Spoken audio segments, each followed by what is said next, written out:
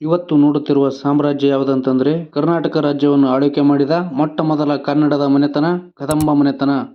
ಇವರು 2 ರಾಜಧಾನಿಗಳನ್ನು ಹೊಂದಿದ್ದು ಅವುಗಳ ಮೂಲಕ ತಮ್ಮ ರಾಜ್ಯ ಆಡಳಿತವನ್ನು ಮುಂದುವರಿಸಿದರು. ಅವು ಒಂದು ಬನವಾಸಿ, ಎರಡನೇದು ಅಲಸಿ.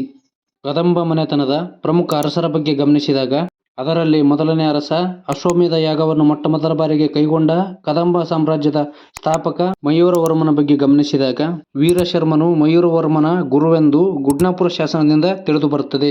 ಮಯೂರವರ್ಮನು ಚಿತ್ರದುರ್ಗದಲ್ಲಿ ಚಂದ್ರವಳ್ಳಿ ಶಾಸನವನ್ನು ಹೊರಡಿಸಿದ್ದು ಅದರಲ್ಲಿ ಚಂದ್ರವಳ್ಳಿ ಕೆರೆಯನ್ನು ನಿರ್ಮಿಸಿದನು ಎಂದು ಅದು ಹೇಳುತ್ತದೆ. ಎರಡನೇ ಪ್ರಮುಖ ಅರಸ ಕನ್ನಡವನ್ನು ಮೊಟ್ಟ ಮೊದಲ ಬಾರಿಗೆ ಆಡಳಿತ ಭಾಷೆಯನ್ನಾಗಿ ಹೊರಡಿಸಿದ ಕಾಕುಸ್ಥವರ್ಮನ ಬಗ್ಗೆ ಗಮನಿಸಿದಾಗ ಕನ್ನಡದ ಮೊಟ್ಟ ಮೊದಲ ಶಾಸನ ಹಲ್ಮಿಡಿ ಶಾಸನವಾಗಿದ್ದು ಅದು ಕಾಕುಸ್ಥವರ್ಮನ ಬಗ್ಗೆ ತಿಳಿಸುತ್ತದೆ. ಕನ್ನಡದ ಮೊಟ್ಟ ಮೊದಲ ದೇವಾಲಯ ಪ್ರಣವೇಶ್ವರ ದೇವಾಲಯವನ್ನು ನಿರ್ಮಿಸಿದವರು ಕಾಕುಸ್ಥವರ್ಮ. ಕಾಕುಸ್ಥವರ್ಮನ ಆಸ್ಥಾನದಲ್ಲಿ ಕರ್ನಾಟಕದ ಪ್ರಥಮ ಸಂಸ್ಕೃತ ಕವಿ ಕುಬ್ಜ ಇದ್ದನು.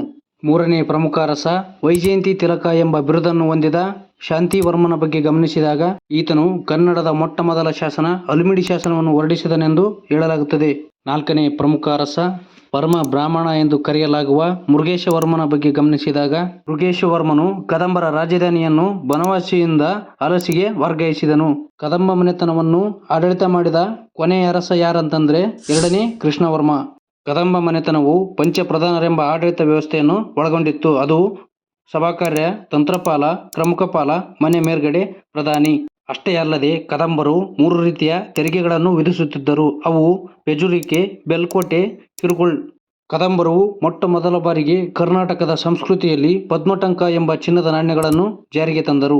ಕದಂಬರು ದ್ರಾವಿಡ ಶೈಲಿಯಲ್ಲಿ ದೇವಾಲಯಗಳನ್ನು ನಿರ್ಮಿಸಿದ್ದು ಅವು ಬನವಾಸಿಯ ಮಧುಕೇಶ್ವರ ದೇವಾಲಯ, ತಾಳಗುಂದದ ಪ್ರಣವೇಶ್ವರ ದೇವಾಲಯ, ಅಲಸಿಯ ಕಲ್ಮೇಶ್ವರ ದೇವಾಲಯ, ಗೋವಾದ ಕಮಲನಾರಾಯಣ ದೇವಾಲಯ, ಗುಡ್ನಾಪುರದ ಮನ್ಮಥನಾಥ ದೇವಾಲಯ.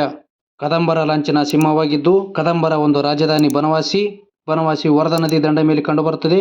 ಬನವಾಸಿಯ ಮೊದಲ ಹೆಸರು ವೈಜಯಂತಿಪುರ. ಈ ರೀತಿಯಾಗಿ ಇತಿಹಾಸ ತಿಳಿಯಲು ನಮ್ಮ ಚಾನಲ್ಗೆ ವಿಸಿಟ್ ಮಾಡಿ.